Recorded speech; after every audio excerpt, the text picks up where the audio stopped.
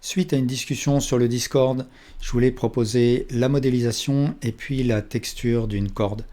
Et cette fois-ci, comment faire le relief de manière complètement procédurale. Donc bien sûr, ce ne sera pas aussi réaliste qu'une corde réellement modélisée, mais ça peut faire illusion. Alors je vais commencer par créer mon rouleau. Donc je vais créer un mesh cylindre. Et puis je vais lui faire une rotation de 90 degrés sur Y, un scale sur X. Et de retour en mode objet, je fais un clic droit, Shade Smooth. Et pour éviter le mauvais ombré, ici je vais dans Object Data et sous Normal, j'active Auto Smooth. Et ensuite pour faire ma corde, j'ai plusieurs solutions. Je pourrais par exemple créer une curve de type spirale. Mais je vais m'y prendre autrement. Je vais créer un mesh plane. Et puis en mode edit, je fais un M merge at center. Donc je me retrouve avec un vertex tout seul. Et je vais me mettre sur le côté, en vue de côté. Et je vais faire des extrusions successives de ce vertex. Et je vais me mettre en vue de haut. Et après, je vais activer le Proportional Editing ici en activant l'option Connected Only de manière à ce que les vertices affectés soient ceux qui sont connectés. Et je décale comme ça le vertex. Et je poursuis ensuite l'extrusion. Et je rebascule en mode en vue de haut et je décale comme ça à nouveau le vertex. Et ainsi de suite. De manière à faire plusieurs tours du rouleau.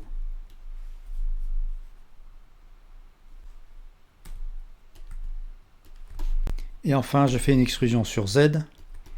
Et je vais faire pareil d'ailleurs pour le premier vertex là. Donc je mets de côté, je fais une extrusion sur Z. Et voilà. Alors à partir de là, ce que je veux, c'est que mes vertices aillent coller contre le rouleau. Alors je vais avoir besoin d'une définition un peu plus élevée. Donc je vais attribuer à mon objet ici dans les modifieurs un modifieur Subdivision Surface avec une subdivision de 1. Ensuite, je vais créer un shrink wrap de manière à aller faire coller mon edge sur le rouleau. Donc je désigne comme target le rouleau. Et donc si je me mets en mode objet, je peux voir que ma spirale vient coller contre le rouleau. Alors je ne veux pas que certains vertices viennent coller, donc pas cela ni cela. Donc je vais les attribuer à un vertex group, donc je presse CTRL G, Assign to New Group. Et ici dans le shrink wrap, je vais aller chercher ce groupe. Donc en fait, il faut que j'inverse la sélection, donc je clique sur la double flèche là, de manière à ce que ce soit tout sauf le groupe qui vienne coller contre le rouleau. Ensuite, alors il faudra peut-être que je décale un petit peu les vertices par la suite. Ensuite, il faut que je donne de l'épaisseur à ma spirale, donc je vais créer un modifieur skin. Et si je veux augmenter l'épaisseur, tout simplement je vais en mode edit, je sélectionne tout et je fais un CTRL A. Et je peux aussi changer le rayon des vertices en allant dans le panneau N, sous Item et Vertice Data. J'ai les valeurs min radius X et min radius Y. Et puis enfin, j'attribue à mon objet un modifieur Subdivision Surface histoire de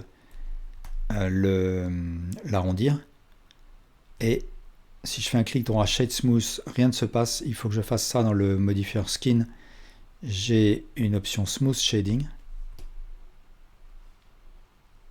Alors après, si je veux que la corde, parfois, elle se superpose, à ce moment-là, je suis obligé de...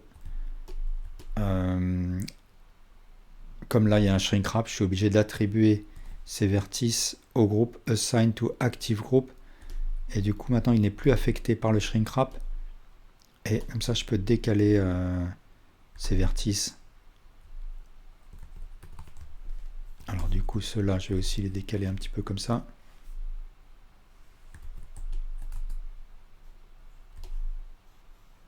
Alors bien sûr, là, il y a ma corde, elle est un petit peu trop enfoncée dans le rouleau. Donc, dans le shrink wrap, là, je vais jouer sur la valeur offset.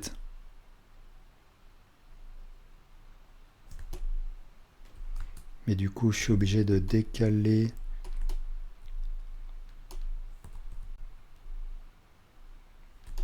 ce vertex.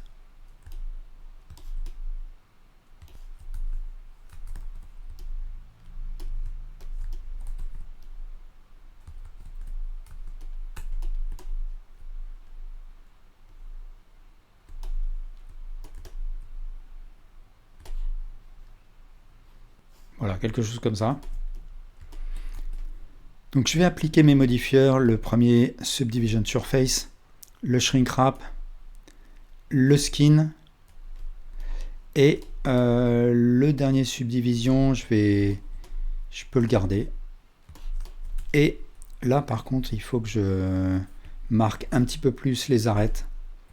Donc je vais créer des insets ici, ou bien un bevel tout simplement. Et maintenant, je vais m'occuper de faire la texture.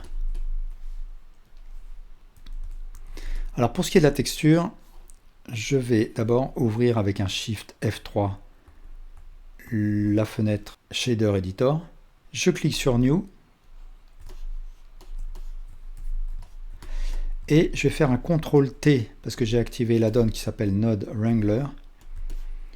Et ça me permet de créer automatiquement cette suite de nodes. Alors, ce que je vais utiliser, alors ici je vais mettre en mode Material Preview. Ce que je vais utiliser, c'est une texture de type Wave. Donc, je sélectionne mon image texture là et je fais un Shift S, Texture, Wave, Texture. Et en aval, je vais mettre un converteur Color Ramp.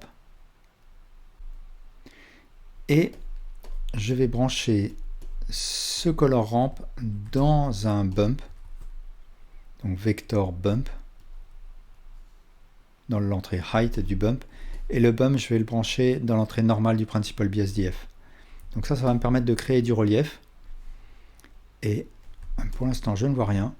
Mon texture coordinate est en sortie UV, donc là, la sortie UV c'est ce que je souhaite, parce que si j'utilise les sorties generated ou object, la texture ne suivra pas le parcours de ma corde. Alors par contre, bien sûr, il faut que le dépliage UV de ma corde soit correct. Je vais tout d'abord ici ouvrir l'UV Editor et je peux voir qu'il n'y a aucun dépliage de mon objet. Alors le dépliage que je vais faire, c'est un dépliage de type Follow Active Quads. Donc je sélectionne tout. Ensuite, je sélectionne une des faces et je presse U et je choisis Follow Active Quads. Et du coup, le dépliage va se faire de manière complètement orthogonale. Alors, dans le cas d'un dépliage de type Follow Active Quads, Blender va aligner les faces dépliées sur la face sélectionnée telle qu'elle a été dépliée dans l'UV Editor. Donc si elle est rectangulaire, le dépliage sera orthogonal.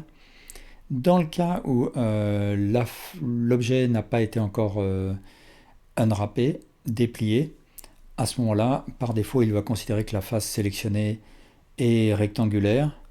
Et donc c'est le cas ici. Et je peux voir l'effet du bump. Donc ces rayures là. Alors ce qu'il y a, c'est que moi je veux qu'elle soit oblique. Donc il faut que je fasse faire une rotation sur l'axe Z.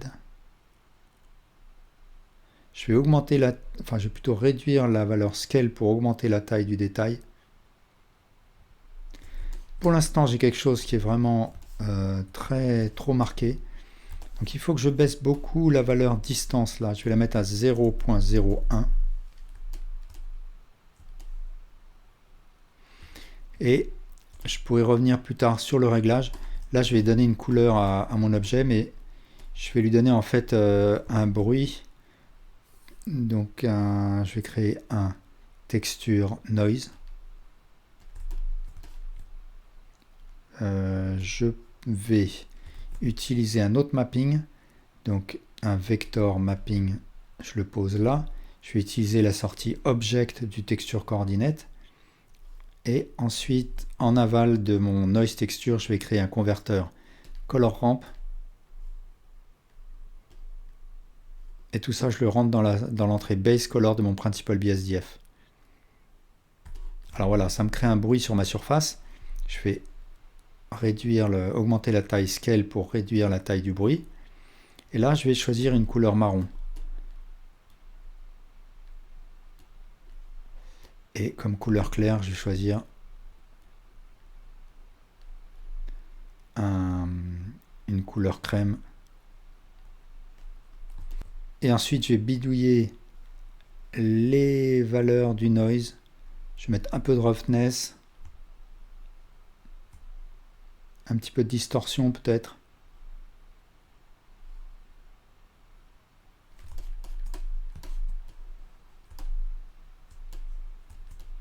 Alors je vais me mettre en mode rendered preview. Ça permettra de mieux voir avec un éclairage un petit peu plus dirigé. Donc je vais créer une lampe de type sun. Alors voilà ce que j'obtiens. Et là, il faut que je fasse des petits réglages peut-être sur le bump. Je regarde ce que ça fait si je réduis ou si j'augmente la valeur distance.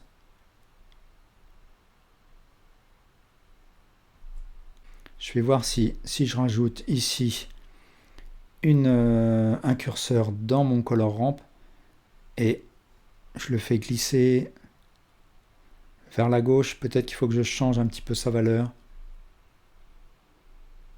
Dernier point, comme on utilise un dépliage de type UV, le raccord ne se fera pas forcément correctement, bien sûr. Et du coup, soit il est caché et donc on n'a pas besoin de faire le joint, soit il faut régler le problème. Et il y a plusieurs manières de s'y prendre. Donc on peut soit changer la taille de notre texture jusqu'à ce que ça colle, ou bien on peut changer l'angle d'inclinaison ici jusqu'à ce que ça colle aussi. Ou bien encore, on peut changer l'échelle. Donc dans ce cas-là, on peut créer un input value. On le branche dans l'entrée scale du mapping. Et là, on cherche une échelle qui fonctionne.